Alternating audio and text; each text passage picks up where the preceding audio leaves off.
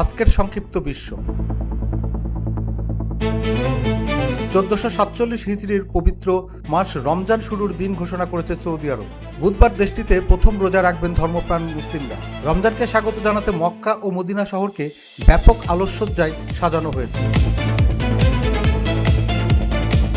বাংলাদেশে যেভাবে শান্তিপূর্ণভাবে ত্রয়োদশ জাতীয় সংসদ নির্বাচন হয়েছে তা দেখে ভারতের নির্বাচন কমিশনের শেখা উচিত বলে মন্তব্য করেছেন পশ্চিমবঙ্গের মুখ্যমন্ত্রী মমতা ব্যানার্জি।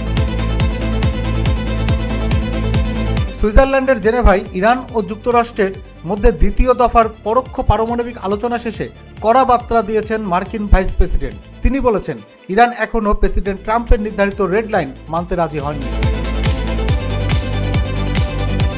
লন্ডন ও মস্কোর মধ্যে ক্রমবর্ধমান উত্তেজনার প্রেক্ষাপটে রাশিয়ার পক্ষ থেকে কড়া বার্তা দেওয়া হয়েছে।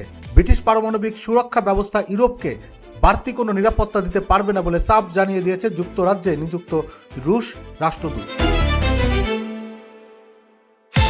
ফিলিস্তিনের মুক্তিকামী সশস্ত্র গোষ্ঠী হামাস 60 দিনের মধ্যে নিরস্ত্রীকরণের জন্য ইসরায়েলের দেওয়া আলটিমেটাম প্রত্যাখ্যান করেছে।